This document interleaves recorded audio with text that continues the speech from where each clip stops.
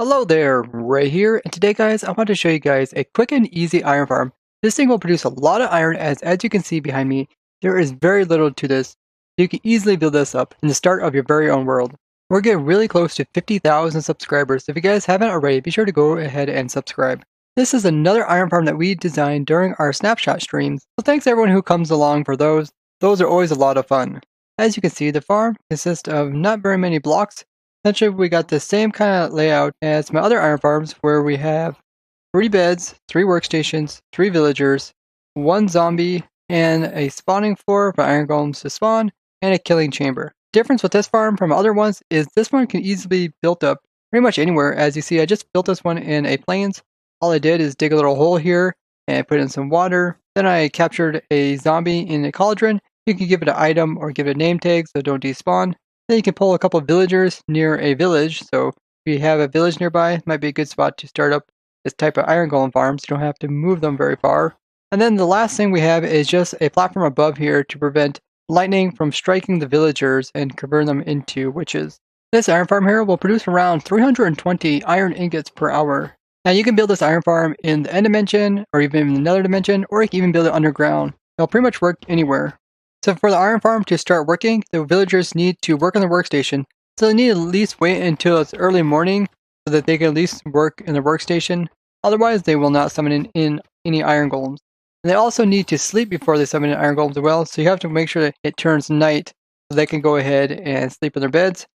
Otherwise, they also won't summon iron golems. This is why it takes about 20 minutes for the farm to warm up after you have built it. I've seen this was a common question in my last video. Make sure your villagers have worked as well as have went to bed. And after you have those two things done, you just need your villagers to be panicking, and that's what the zombie over here is for. So if we press F3 plus B, you can see the zombie's hitbox, and you can also see the villager's hitbox. Now, in my previous design, I had a little flickering trapdoor that just prevented the villagers from seeing the zombie. And this was important, because you don't want the villagers to always see a zombie, because if they do, then they're unable to work, and they're unable to sleep. And of course, if that happens, then they're unable to summon iron golems. But they're only able to summon iron golems if they're panicking from a zombie. So it's a fine line between making sure that the villagers see the zombie most of the time, but are still able to sometimes not see him, so they're able to work as well as go to bed. And that's the setup I made here. I have it so that the villagers, if they're really close to their cauldrons, like if they're right up in here, then they're unable to see the zombie. But if they happen to walk back here, they are able to see the zombie. And if they come down here, they're able to see the zombie as well. So we have 2 beds on either side that are high enough so that the villager is on top of them. They're unable to see the zombie. And what's important is that we need at least 1 villager to be panicking all the time.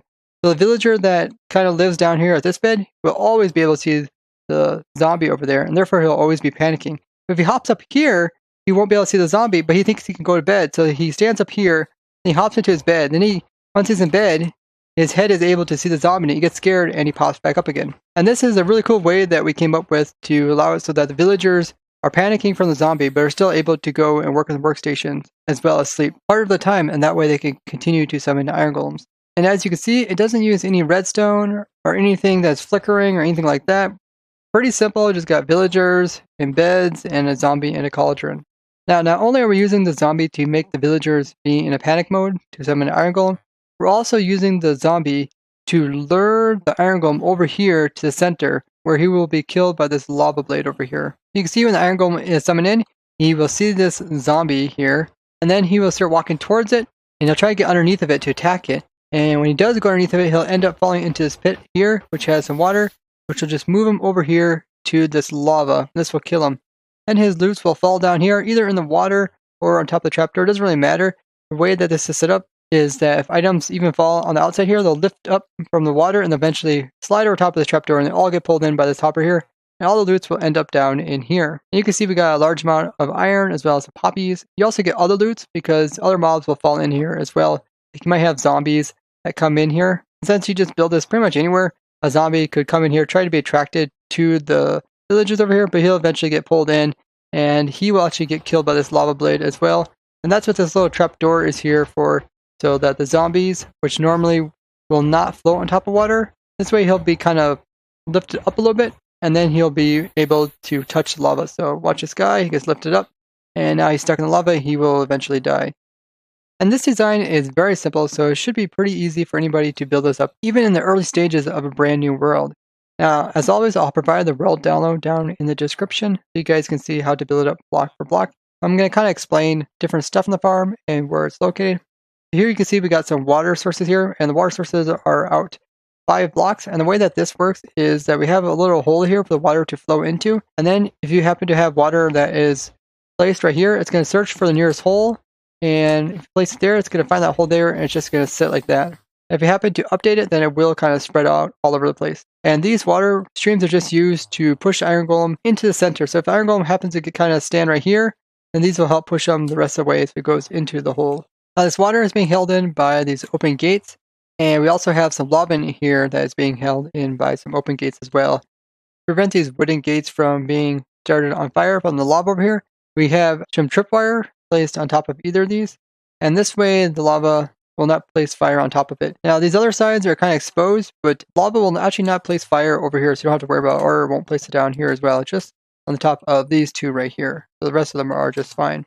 Down here in the killing chamber, we just got one source of water, push them on top of a trap door, and underneath there we just got a hopper and a slab so you can open up your chest. And if you look up above it, you see we got a zombie inside of a cauldron, and that is just 3 blocks above the center of that. And then right above the zombie, he is inside the cauldron, we have a slab, so he's unable to get out. Yet he's still able to be seen by the iron golem as well as the villagers over here. The villagers are just right beside him, right over here. And you can see that we just got a bed, one higher, and we got 2 other beds. Then we just have a ring of blocks around the beds.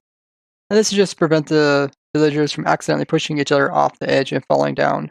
The workstations are also right here, which are these 3 cauldrons.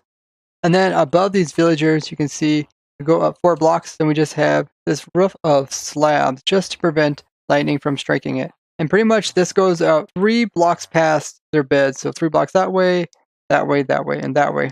That way if lightning even strikes like over here, it won't convert them because they'll either be too far away, otherwise if it strikes on top, it also is not close enough to convert them into witches.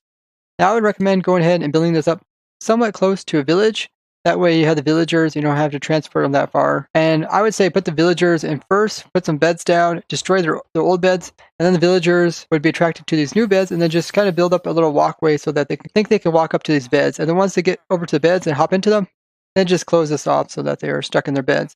Then come in and get the zombie. You can get the zombie during the nighttime. Zombies will automatically come over here. Just make a little walkway so he thinks he can walk up over here into the cauldron. You might have to kind of block it off, and then once he is inside the cauldron, go ahead and place a slab on top of him. You might have to align him with trapdoors, as it's kind of hard to put stuff inside of a cauldron, but if you put like a cauldron like this, and then you put trapdoors like this, and you open them like that, if a zombie comes in like this, it's going to immediately fall in if it's trying to press up against this corner here. So this might help you get the zombie inside of it. And if you place a trapdoor on the top like this, and the zombie would happen to go in there, you can always open it just like that, and then the zombie is unable to get out of there. Then you can switch it out with a top slab. Make sure to either give the zombie a name tag or find a zombie that can pick up items. Because if they're holding items, then they're unable to despawn, which is what you want. To make the farm work a little bit better, I just go ahead and put down some torches around the area. This will just prevent other zombies from kind of getting close to the farm. And that will just increase the rates, because when the iron golem spawns in, sometimes he'll see this zombie here, but there's another zombie staying around here. You might go ahead and try to kill that zombie first before going to this one. It just kind of slows down his progress. Now the villagers here are pretty darn safe. The only thing that could kill them is if a random pillager raid spawned and just happened to walk by and then seeing the villagers and try shooting at them. There's a couple different things you can do to prevent this. You could just enclose them, as most of the sides can be enclosed pretty easily. But this side here, you do want them to still be able to see this zombie over here. So there is a chance that even if you enclose it, the pillagers would be able to kind of shoot through the same hole that the zombie is seeing the villagers with. Now to avoid this, you can just go 16 blocks out from the center in each direction, and then build a square fence around it so that villagers are unable to come into the center here. And if they're that far away, they're unable to shoot at the villagers too. And then you also just put some lights on the inside, and then the pillager raids will not be able to spawn in here either. Now this Wednesday at 9 p.m. Eastern Time, we will also be opening up that server once again, so the viewers of our Twitch stream can join us as we design more farms for the 1.14 snapshot. And we have a lot of fun building out different types of farms, as well as coming up with new ideas. Now if you're unable to make it to stream during that time, On Friday, we're going to be streaming quite a bit earlier, so hopefully the Europeans are also able to join the stream. If you guys don't know, I do have a Twitter as well as a community Discord. You can find both those links down in the description. That is a great way to learn what exactly we're doing during the streams, as well as whenever we go live, and you can stay up to date that way. I hope you guys really enjoy this quick and easy iron farm, and if you guys do know of somebody that could use it, be sure to go ahead and share this video with them. As well, if you did enjoy this, show it with a like. And if you guys like to see more simple farms like this, I do have a whole playlist of them. And as always, I'll see you guys in the next one. Bye bye!